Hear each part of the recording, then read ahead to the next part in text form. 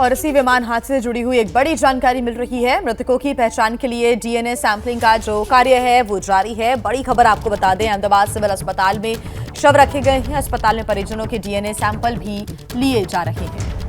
तो मृतकों की पहचान के लिए डीएनए सैंपलिंग बहुत ज्यादा जरूरी है। इसकी जो प्रक्रिया है वो अब शुरू हो चुकी है। जो मृतकों के परिजन हैं वो अब अस्पताल जब पहुंचे तो उनके भी डीएनए सैंपल लिए जा रहे हैं। डीएनए मिलान होगा और उसके बाद ये आसान हो जाएगा कि जो मृतक है उन तक, उनके जो शव हैं परिजनों तक, वो पहुंचाने का कार्य, और इसी वजह से डीएनए सैंपल अस्पताल में परिजनों के लिए जा रहे हैं।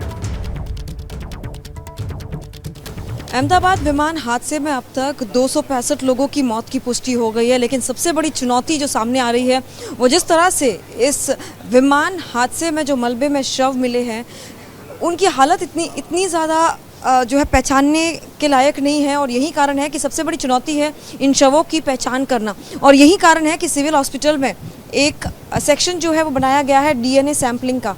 मैं अपने कैमरा पर्सन अजीत को कहूँगी आपको ये तस्वीरें दिखाए कि ये जो पूरा सेक्शन है ये डीएनए सैंपलिंग के लिए बनाया गया है, जहाँ पर मृतकों के जो परिजन पहुँच रहे हैं उनके डीएनए सैंपलिंग कर कहीं ना कहीं ये कवायद लगाने की कोशिश की जा रही है कि जल्द से जल्द इन शवों की पहचान जो है वो की जा सके। बाकायदा यहाँ पर पूरी डॉक्टर्स की टीम मौजूद है जो कि डीएनए सैंपल्स ले रही है और इन रिपोर्ट्स को सीरियल नंबर के ज़रिए जो है रखा जा रहा है ताकि जो शव मिले हैं इस हादसे के घटनास्थल से वहाँ से जल्द उन्हें पहचान की जा सके, क्योंकि ये सबसे बड़ी चुनौती जो है वो सामने आ रही है। इस वक्त 265 लोगों की मौत अब तक इस हादसे में हो चुकी है, जबकि कई ऐसे घायल हैं जो कि इस वक्त ज़िंदगी और मौत की लड़ाई लड़ रहे हैं। यहाँ पर आप देख सकते हैं कि कई मृतकों के जो परिजन हैं वो यहाँ पर मौजूद है और डीएनए सैंपल के ज़रिए जो है कलेक्ट कर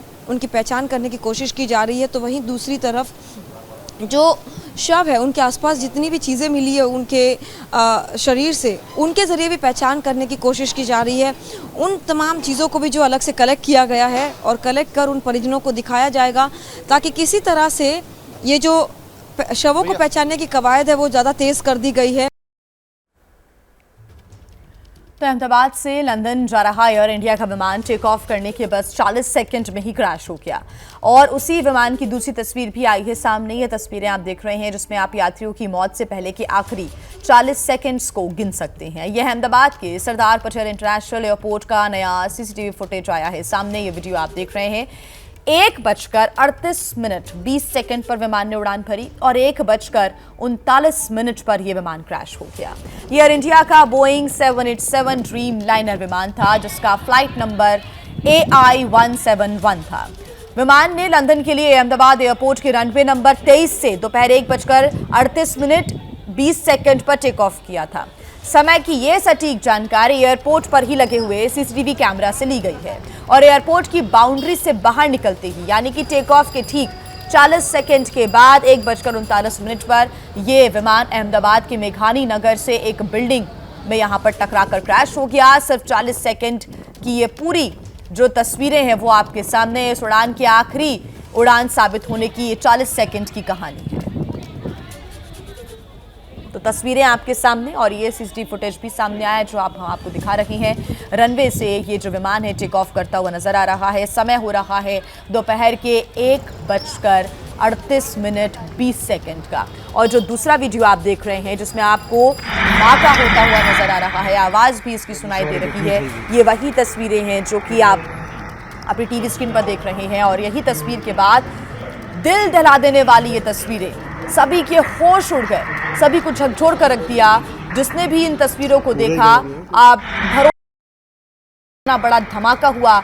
1:39 की ये तस्वीरें और ये मेघानी नगर इलाके में मौजूद बीजे मेडिकल कॉलेज के बिल्डिंग से जाकर टकराया और ये देखिए बड़ा धमाका होता है।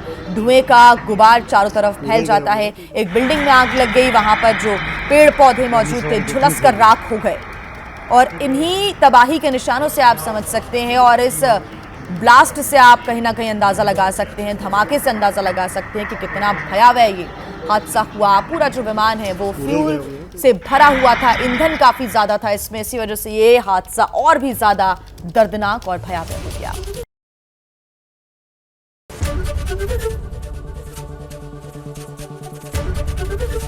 एबीपी गंगा, खबर आपकी, जुबान आपकी।